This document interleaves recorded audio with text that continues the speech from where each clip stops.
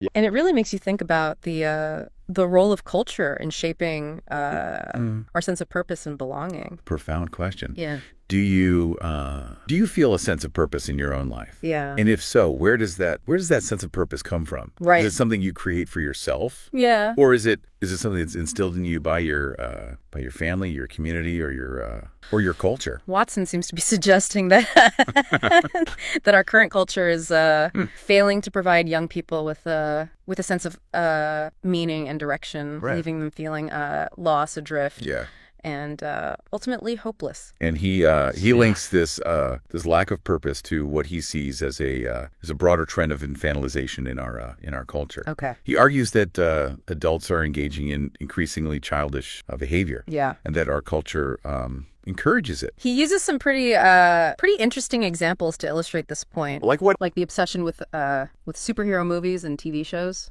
He sees this as a sign of, adults clinging to childhood, Right. seeking comfort and escapism in these fantastical worlds, Yeah. rather than facing the complexities of adult life. And it's not just superhero movies. He Right. also talks about the rise of adulting as like a celebrated achievement. Right. Like we've turned basic adult responsibilities into something to be praised for. It does seem a bit Yeah. odd, doesn't it? Yeah. Like it suggests that we've lowered the bar for what it means to be like a functioning adult. Right. And we're Yeah. patting ourselves on the back for simply, doing the bare minimum. And he really goes after the media for their role in this infantilization, Right. arguing that the dumbing down of news and entertainment is contributing to a decline in critical thinking. Yeah. And a growing inability to engage with complex issues. He gives those examples of Yeah. news channels using cartoons to explain complicated topics, Right. and like having to define basic vocabulary words for their audience. It's like they're treating their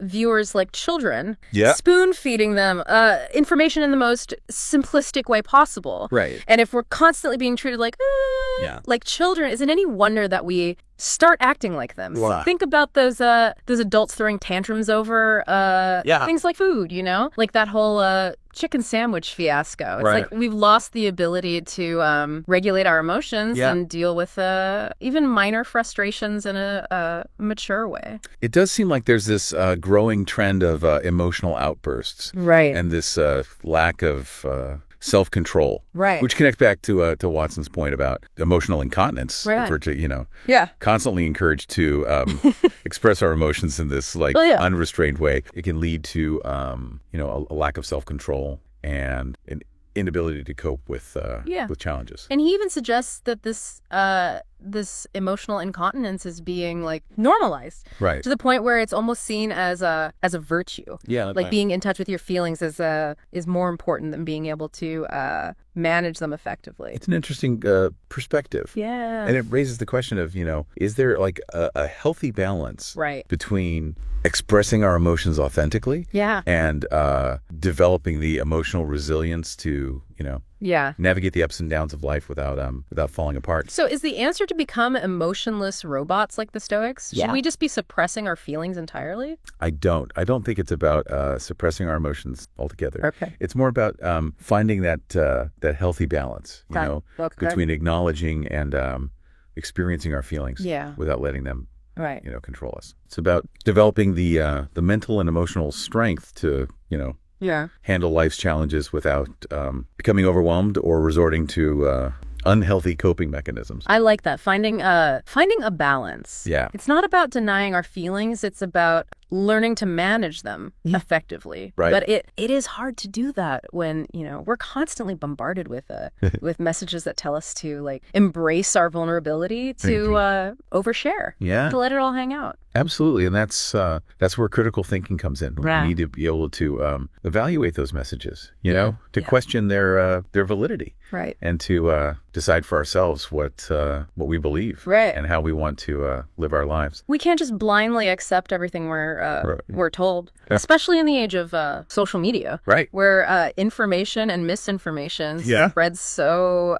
rapidly. It's like we need to develop a Right. filter to be able to discern, you Yeah. know, what's helpful and what's Harmful. what's empowering and what's enabling. And that brings us back to the issue of personal responsibility, Yeah. something that that Watson emphasizes throughout his commentary. He believes that we've become too quick to blame external factors for our problems, Right. and that we need to take more ownership of our lives, our choices, and our well-being. He even says, and I'm paraphrasing here, Okay. that if you're unhappy, it's your fault. Now, I don't know if I entirely agree with that because it seems to discount the very real challenges Right. and systemic inequalities that many people face. Yeah. But I do think there's something to be said for taking responsibility for our own actions and for making choices that that support our mental and emotional health. Right. It's about recognizing that we have agency. Yeah. That we have the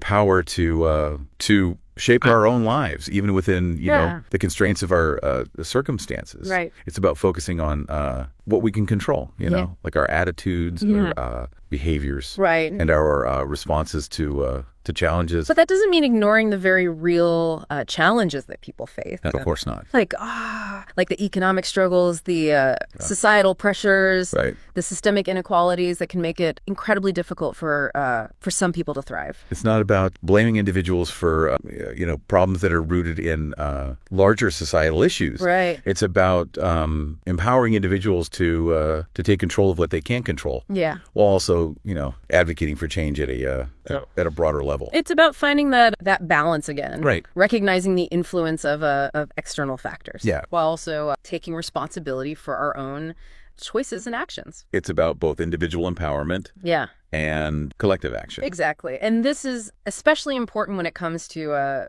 mental health. Absolutely. We need to create a culture that supports mental well-being, Right. that provides resources and access to care, Yeah. that addresses the root causes of suffering. For sure. But we also need to empower individuals to take an active role in their own healing, Right. to develop coping mechanisms, to cultivate resilience. It's a two-pronged approach. Yeah. Both individual and collective. Yeah. We need to support each other, create a more compassionate and understanding Yeah. society. Yeah. While also encouraging, self-reliance and personal growth. And I think this is where Watson's critique of the left can be a bit problematic.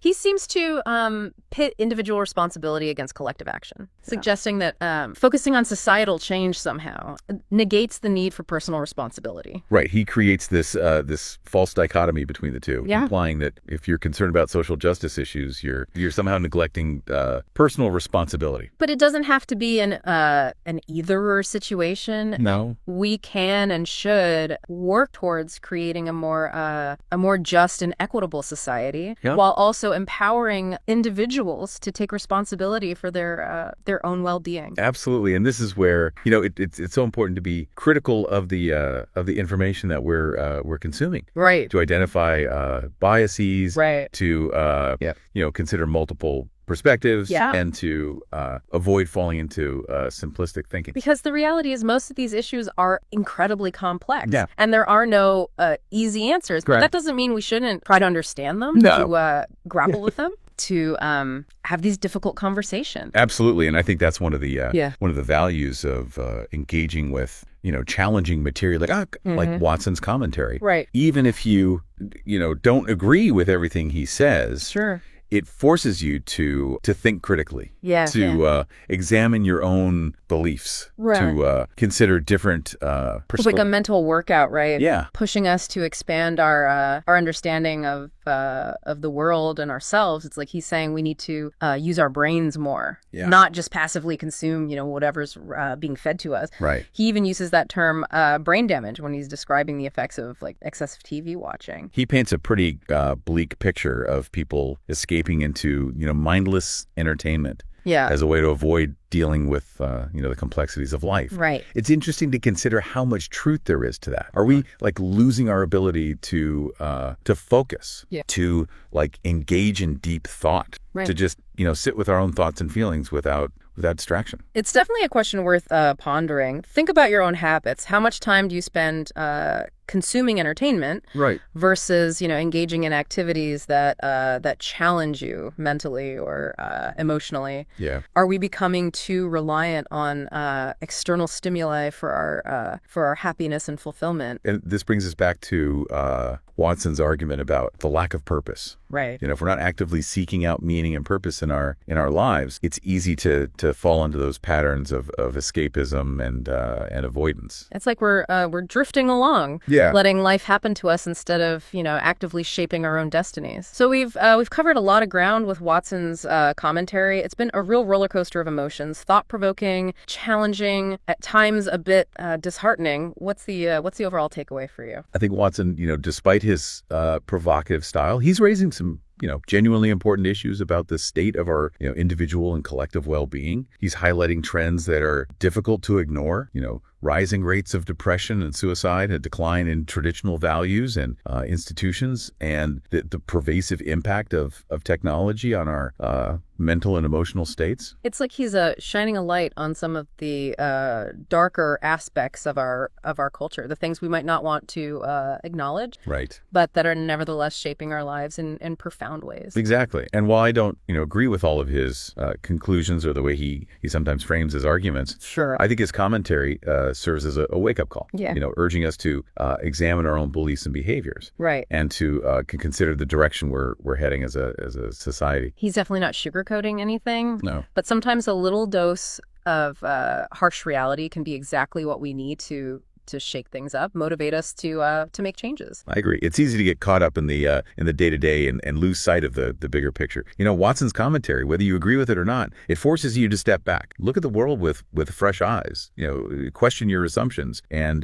consider different perspectives. So here's the million-dollar question. Okay. If Watson is right, and we are becoming increasingly infantile as a society, what are the long-term consequences? What happens when we lose our resilience, our critical thinking skills, our ability to cope with challenges and setbacks? That's the question I want you to think about. What does it mean for society to become, emotionally fragile, overly dependent on external validation and unable to handle the complexities of the real world? What happens when we prioritize comfort and escapism over growth and resilience? And perhaps even more importantly, what can we do about it? How can we as individuals cultivate true strength and resilience? How can we resist the trends that are pulling us towards this infantilized state? These are not easy questions to answer, but the first step is to start asking them. Right. To become aware of the the forces that are shaping our lives. Yeah. To challenge our own assumptions. Right. And to seek out ways to grow, to learn, and to build a better future for ourselves and for generations to come. That's a powerful thought to leave us with. Thanks for guiding us through this deep dive. It's been quite a journey. And to all of our listeners out there, keep those brains buzzing, and we'll catch you on the next deep dive.